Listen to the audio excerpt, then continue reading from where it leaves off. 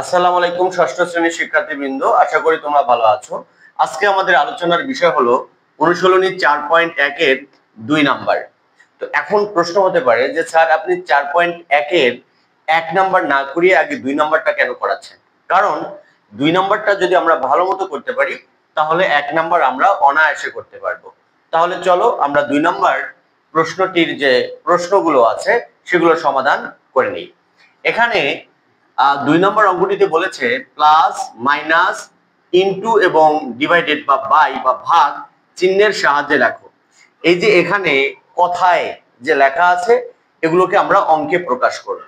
তো 1 নম্বরটা কি বলেছে? x এর 4 গুণের সাথে y এর 5 গুণ যোগ।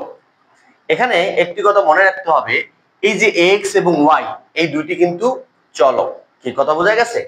এবার এখানে আমরা যদি সমাধান করি, এখানে লেখা আছে x এর 4 গুণ, x এর 4 গুণ। আমরা যদি একটু লিখে নেই যে এখানে, আমরা যদি এখানে লিখে নেই যে এখানে x এর 4 গুণ, x এর কত গুণ? 4 গুণ। তাহলে আমরা এটা কি লিখতে পারি? এই যে x এর 4 গুণ, এটা আমরা কি লিখতে পারি? আমরা এটা লিখতে পারি যে x গুণন 4, x গুণন 4। আবার এটাকে আমরা লিখতে পারি বা 4x, কি লিখতে পারি? 4x। এটা একটু মনে রাখতে হবে, কারণ এই যে x হলো চলক এবং 4 হলো সহগ। এই সহগ কি হয়? সব সময় চলকের সামনে বসে। আর কোন সহগের সাথে যদি কোনো চলক পাশাপাশি অবস্থান করে তাহলে বুঝতে হবে সেটা গুণ আকারে থাকে। ঠিক আছে? এবার আবার লেখা আছে কি? y এর 5 গুণ যোগ। তাহলে এখন আমরা যদি লিখি, প্রথমে আমি লিখি y এর 5 গুণ মানে 5 গুণ। তাহলে আমরা কি লিখতে পারি এটাকে?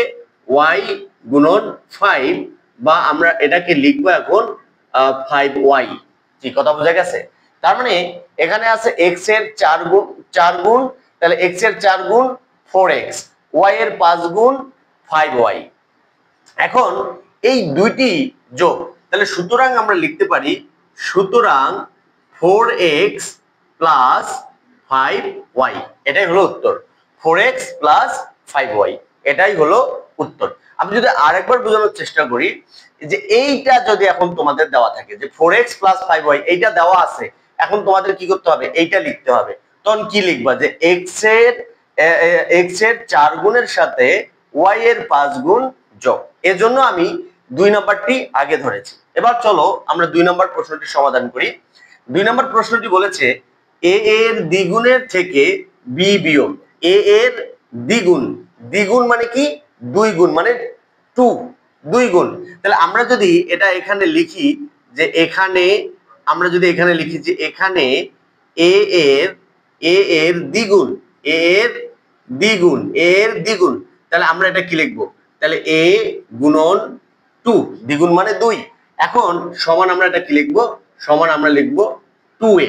কেন? আমি আগেই বলেছি সহগকে চলকের সামনে বসিয়ে দিতে হবে, এটা মনে রাখতে হবে।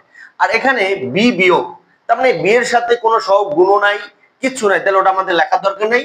সুতরাং আমরা লিখতে পারি 2a, যেহেতু বিয়োগ বলছে বিয়োগ চিহ্ন আগে দেব, তারপরে b। তাহলে 2a বিয়োগ b। তাহলে এটা আমরা যখন এটা দেওয়া থাকবে তখন আমরা কি পড়বো? a এর 2 গুণের সাথে b বিয়োগ। কি ঠিক আছে? এবার চলো আমরা 3 নাম্বারটা করি। 3 নাম্বারটা কি বলেছে? একটি সংখ্যার 3 গুণের সাথে অপর একটি সংখ্যার দ্বিগুণের যোগ। একটি সংখ্যা, দেখেন এখানে কিন্তু চলকগুলোর নাম দেওয়া আছে, এখানে কিন্তু চলক দেওয়া নাই। তাহলে চলক আমাদের কি করতে হবে? ধরে নিতে হবে। এখন চলকটা কি? চলক হচ্ছে ইংরেজি হাতের যে ছোট বর্ণ আছে এ থেকে জেড সবগুলোই এক একটি চলক। তাহলে এখন একটি সংখ্যার, ওই সংখ্যাটা হলো চলক, যে কোনো সংখ্যা ধরতে পারবা, x Y M R P Q, ছোট হাতের ইংরেজি লেটারে যে কোনো একটি ধরতে পারবা। তো আমার পছন্দের হলো এ। তাহলে আমি ধরে নিতে পারি যে একটি সংখ্যা, এখানে আমি লিখি যে ধরি একটি সংখ্যা, ধরি একটি সংখ্যা কত? এ, একটি সংখ্যা এ। এখন আমি কমা দিয়ে লিখি যার কত গুণ? যার 3 গুণ। তাহলে এখন যার 3 গুণ আমি যদি লিখি 3 গুণ, যার 3 গুণ, তাহলে এর 3 গুণ আমরা কি লিখবো? আমরা সরাসরি লিখতে পারি 3a। যেহেতু এর আগে তোমরা বুঝেছো যে x এর 4 গুণ তারপরে 4x, তাহলে আমরা এখানে যার 3 গুণ অর্থাৎ এই সংখ্যাটার 3 গুণ, তাহলে আমরা সরাসরি লিখে দিলাম 3a।